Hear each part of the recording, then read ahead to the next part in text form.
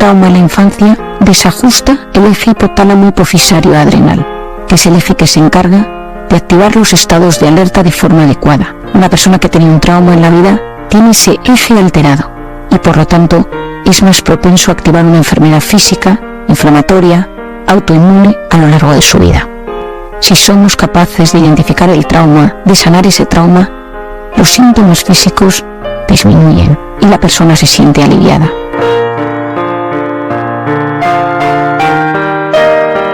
Cuando yo era pequeña me di cuenta que había un tema del que se hablaba poco, y era cómo la mente influía en el cuerpo y cómo el cuerpo influía en la mente. Sabéis que fui a Camboya y cuando sacaban niñas de la prostitución infantil, me di cuenta que muchas de esas niñas, después de haber vivido en esos entornos tan terribles durante años, traían problemas físicos graves. Me acuerdo una vez yendo a un médico del hospital de Phnom Penh con una de las niñas que había sacado de la prostitución, que me dijo: está enferma del corazón, está enferma del alma. Yo entonces me di cuenta que había que dar un paso más, que teníamos que aprender a unir mente-cuerpo en el mundo occidental. Es cierto que en el mundo oriental parece mucho más sencillo en ocasiones, que la mente y el cuerpo están más unidos. El mundo oriental está más enfocado al mundo interior, a hacerse preguntas, a reflexionar, mientras a veces que en el mundo occidental nos cuesta ver al ser humano como un todo. En el mundo occidental, la medicina está enfocada en temas muy subespecializados, y tú vas a cualquier médico y hay un tema del que sabe muchísimo, pero a veces eso nos impide ver al ser humano como un todo. Recuerdo cuando estudiaba la carrera de medicina que algunos compañeros e incluso médicos me decían: Marian, yo creo que los psiquiatras no deberían estudiar medicina. Es una carrera demasiado compleja para luego solo dedicarte al cerebro. A día de hoy, creo más que nunca que la psiquiatría es una rama importantísima de la medicina, que la psiquiatría es una rama de la amistad, que la psiquiatría es una manera de enfocarnos en las personas, en sus emociones, en sus sentimientos, pero entendiendo cómo funcionan las redes neuronales. Hay un concepto que últimamente repito mucho: de la neurona a la emoción. La psiquiatría tiene que verse de esta manera. La salud mental tiene que tener un enfoque: neurona y emoción. Cuando digo neurona me refiero a la molécula, al neurotransmisor, a la inflamación, a la microbiota, a los telómeros. Claro que es importante conocer los componentes neurofisiológicos de nuestro cerebro, pero existe otra parte muy importante, que es la emoción, los traumas, cómo pienso, cómo siento, cómo me quisieron, cómo me relaciono con los demás. Y entendiendo esa parte neuronal, esa parte bioquímica y esa parte emocional, es mucho más sencillo que yo pueda cuidar mi salud mental. He repetido en numerosas ocasiones: mi mente y mi cuerpo no distinguen una amenaza real de una imaginaria. El cortisol se activa en los momentos donde tenemos miedo, donde nuestra supervivencia está en juego. Pero sabemos que ese cortisol no solo se activa en el momento en el que yo tengo miedo, en el que me persigue un ladrón, en el que me avisan para decirme que me echan del trabajo, en el que recibo una llamada del hospital porque mi hijo ha tenido un accidente y se está muriendo, sino cuando yo me imagino que alguna de esas amenazas puede aparecer. Mi mente y mi cuerpo no distinguen lo real de lo imaginario. Vivimos muchas veces intoxicados de pensamientos negativos, de preocupaciones, que activan nuestros estados de alerta, y esa intoxicación de cortisol tiene un impacto directo en nuestra salud física, psicológica y de conducta. Esos pensamientos negativos tienen un impacto directo en mi salud. El hecho de vivir en estados de estrés mantenidos por culpa de mi trabajo, una relación de pareja complicada, un trauma sin resolver, una enfermedad personal o de un familiar, en todas esas ocasiones yo vivo en estado de alerta, y ese estado de alerta va a modificar mi cuerpo, mi mente y la forma que yo tengo de relacionarme con el entorno. Como te digo, el cerebro no sabe diferenciar lo que es real de lo que es imaginario. Cada vez que modificamos el estado mental de forma consciente o inconsciente, se produce un cambio en el organismo, tanto a nivel molecular como celular y genético. De la misma manera, cuando modificamos el físico, la mente y la emoción lo perciben. Pensar altera nuestro organismo y la mente se va adaptando y reconfigurando dependiendo de factores, de circunstancias y de vivencias que van surgiendo a lo largo del día. No te olvides, un cerebro estresado es la consecuencia de vivir inundado de pensamientos tóxicos.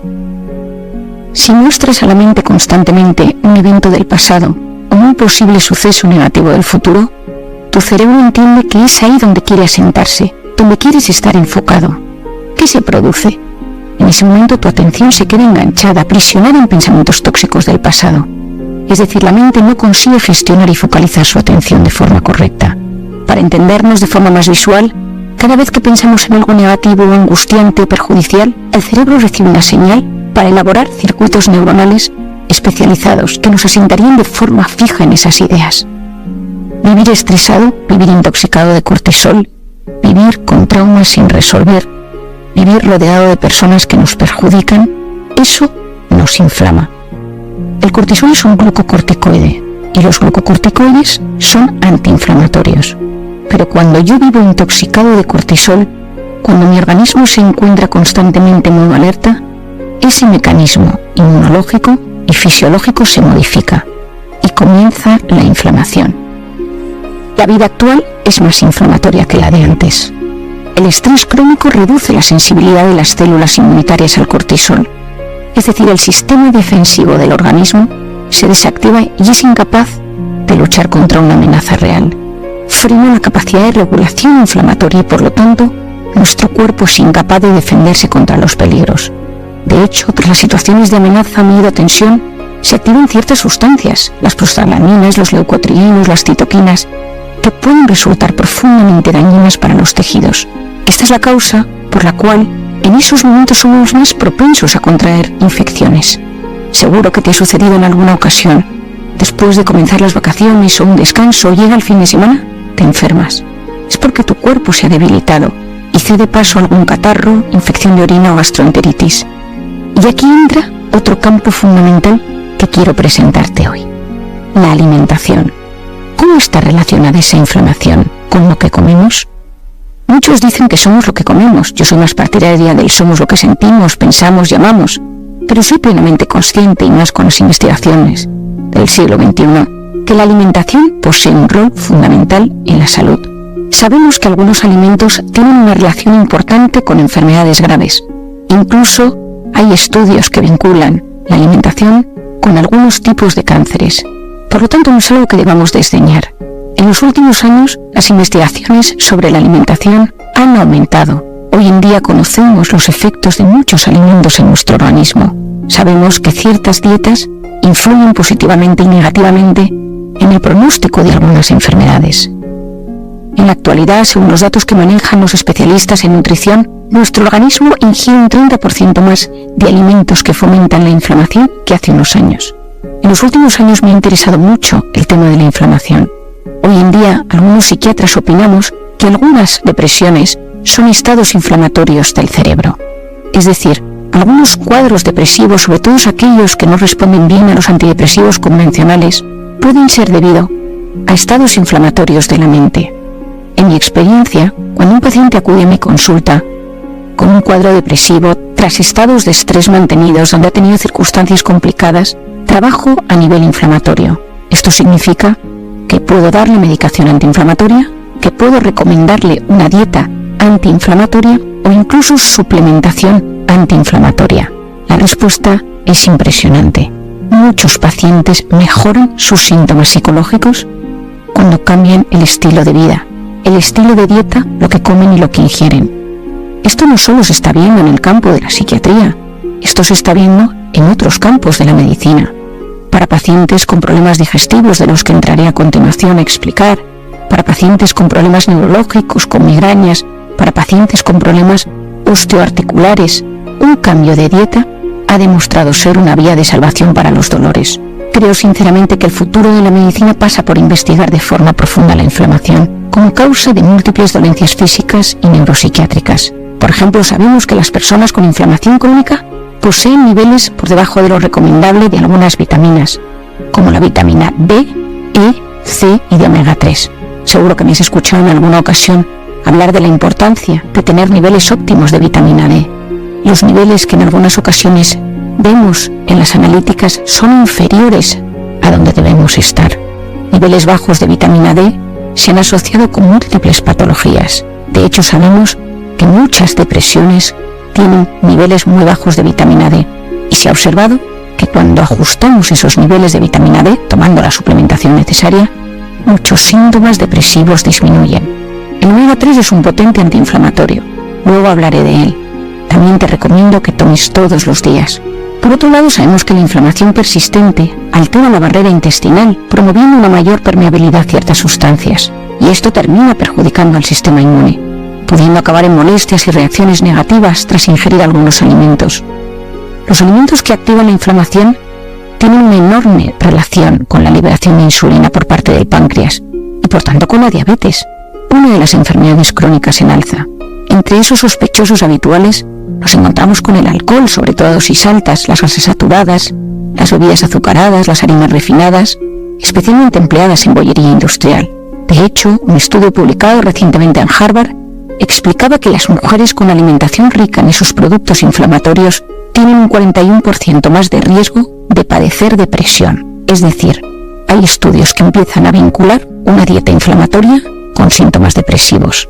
Quiero que este capítulo te ayude a entender por qué cuidar tu alimentación puede ser muy útil para tu salud física y psicológica. Esa dieta puede ser cambios en la alimentación, pero como te decía, también en la suplementación.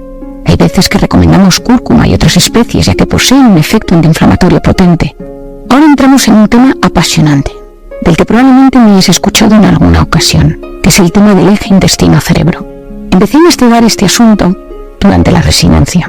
Yo estaba en el hospital trabajando y justo en esa época estaba pasando planta en la hospitalización en psiquiatría. Muchos de los pacientes que teníamos ingresados tenían problemas digestivos y en muchas ocasiones teníamos que hacer interconsultas a los médicos digestivos para que vinieran a valorar a los pacientes. Colon irritable, reflujo, gastritis, intolerancias, colitis ulcerosa. Recuerdo que un día estaba yo de guardia y decidí acercarme al departamento de digestivo a hablar con alguno de los médicos, a ver si podía orientarme en algunas pautas o tips para poder ayudar a los pacientes sin tener que pedir siempre esas interconsultas. Recuerdo que ese día me topé con un residente mayor que me dijo: aprovecho yo también para preguntarte, Marian, ya que muchos de nuestros pacientes ingresados en digestivo tienen síntomas depresivos o toman medicación para la ansiedad y la depresión. Una de las características que más influyen en mi forma de trabajar es la observación.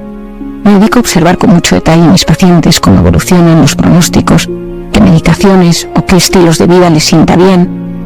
Y eso me ha ayudado a lo largo de la vida a entender muchas cosas desde otro paradigma. En ese momento, mientras yo hablaba con ese residente, me di cuenta que había un campo inmenso que se abría ante mis ojos. Probablemente había algo que influía en el eje intestino-cerebro, probablemente algo de la alimentación o del intestino estaba influyendo en el cerebro, o algo del cerebro influía en el intestino. Me metí en internet, en las páginas de médicos, donde hay artículos e investigaciones, y descubrí que había ciertos grupos de estudio en diferentes lugares del mundo que empezaban a hablar de ese concepto que por entonces era innovador, denominado la microbiota. Recabé mucha información al respecto, revisando artículos y publicaciones sobre el tema. Hoy en día puedo decir que es un campo apasionante y con mucho futuro. En los últimos años se han multiplicado los estudios al respecto, y en todos ellos se constata una conexión importante del cerebro con el intestino. Voy a intentar explicártelo de la mejor manera posible. El tubo digestivo, que abarca desde el esófago hasta el ano, está tapizado por más de 100 millones de células nerviosas. Esto equivale a todo lo existente en el sistema nervioso central. Ese tubo digestivo consta de 11 metros, desde la boca hasta el ano. En la mujer, la comida, desde que entra por la boca hasta que sale por el ano, dura aproximadamente 62 horas, mientras que en el hombre dura unas 55. Cuando la comida llega al estómago, se matan los microbios que hay en los alimentos, gracias a la ayuda del ácido clorhídrico. Después ese bolo alimenticio llega al intestino delgado, que cuenta con las vellosidades, y esas vellosidades aumentan la superficie de absorción. Ahí en el intestino delgado existe una barrera muy importante que protege el organismo de los tóxicos que están en el bolo alimenticio. En el aparato intestinal hay una barrera importante que protege la sangre del organismo de los tóxicos. Esa barrera son como unas células pegadas, y yo siempre explico que hay como unos picaportes que abren y cierran esas células. Ese picaporte se abre y lo bueno entra a la sangre y lo malo se va a las heces. En los estados de estrés mantenidos, esos picaportes, que se denominan las zonulinas, acaban en las heces y se abren las puertas, y ahí empiezan los síndromes de permeabilidad intestinal, de disbiosis, tan comunes hoy en día. Si esa barrera no está bien, empiezan las enfermedades inflamatorias, las enfermedades autoinmunes. Esa barrera es tan importante que cada 3 días las células se reemplazan, y después del intestino delgado llegamos al colon. Ahí hay una función importante de absorción de agua y absorción de vitaminas B y K. Y el colon es la sede más importante del eje intestino-cerebro, porque ahí es donde se hospeda esa famosa microbiota. La microbiota me gusta definirla como Saint-Exupéry en El Principito. Es un microcosmos invisible, pero vital para la supervivencia. Decía Saint-Exupéry que lo esencial es invisible a los ojos. Cuando yo estudié la carrera de medicina sabíamos muy poco de esa microbiota. Sabíamos que ciertos desequilibrios producían diarreas y colitis, pero no sabíamos nada. En los últimos 10 años los estudios se han multiplicado al respecto. La microbiota está compuesta de virus, bacterias, arqueas, protozoos que facilitan la digestión enzimática, sintetizan vitaminas del grupo B, sintetizan ácidos grasos de cadena corta, que por ejemplo van a ser muy importantes para estimular la producción de serotonina. Esa microbiota modula el sistema inmune, modula la inflamación, protegen contra las bacterias patógenas y reequilibran el ecosistema microbiológico. Esa función de la microbiota tiene un nivel endocrino, hormonal, inmune, nervioso. Es muy completo y muy importante. La microbiota se puede desequilibrar por estrés, por cortisol, se puede desequilibrar por tomar antibióticos, mucho cuidado, que a veces abusamos de ellos. Se puede desequilibrar, por supuesto, por una mala alimentación, por la contaminación o por el sedentarismo. Hoy en día sabemos que el 90% de la patología crónica tiene disbiosis, es decir, el 40% de los pacientes que sufren algún tipo de patología autoinmune, inflamatoria, tiene asociado un cuadro de disbiosis intestinal. Por lo tanto, podríamos decir que esa disbiosis altera el diálogo que existe entre la microbiota y el sistema inmune. Estos microorganismos poseen una función importante en el procesamiento de los nutrientes y alimentos y liberan gran cantidad de moléculas al intestino. Estas pueden llegar a influir en el organismo de forma esencial. En investigaciones recientes se ha observado que la carencia de flora bacteriana tiene una repercusión muy importante en el organismo, incluido el cerebro. Se está prestando especial atención, por ejemplo, a la causa-efecto entre ciertos cambios bruscos en la flora bacteriana y alteraciones simultáneas en el estado de ánimo o en la conducta del paciente. Hay diferentes teorías al respecto. Una revisión del 2015 sugiere que los déficits en la permeabilidad del intestino pueden ser la causa de la inflamación que aparece en los trastornos del ánimo. Por otro lado, se postula que algunos microorganismos segregan sustancias que desempeñan la labor de neurotransmisores en el cerebro. Hoy en día esto ya está más que demostrado. Algunas bacterias se encargan de sintetizar neurotransmisores que van a tener una función primordial en el cerebro. Los avances en investigación son numerosos y cada vez más van surgiendo especialistas que pueden ayudar y paliar mucha sintomatología desde el intestino. La permeabilidad intestinal a la que he hecho referencia es la capacidad que tienen las membranas del intestino para permitir el paso de nutrientes procedentes de los alimentos de nuestra dieta, bloqueando el paso de sustancias tóxicas, bacterias y virus que pueden dañar el organismo. Cuando se altera la permeabilidad intestinal, se produce un fenómeno llamado hiperpermeabilidad o intestino agujereado, que puede causar inflamación, alergias, infecciones y otras enfermedades. Para regular esta permeabilidad intestinal y controlar el componente inflamatorio de la depresión, juega un papel fundamental la microbiota. Sobre este tema, hoy en día existen especialistas maravillosos que divulgan en España y en otros países sobre el tema. Te recomiendo a la doctora Sari Arponen, que tiene varios libros sobre el tema y en su divulgación lo explica de forma clara y sencilla. A la doctora Nazaret Castellanos, tengo una gran amiga mía de la carrera, la doctora Almi Niña, que también es especialista sobre estos temas. A mí me gusta poder relacionarme con médicos de otras especialidades para poder intentar transmitir al paciente una visión global de lo que trae a consulta.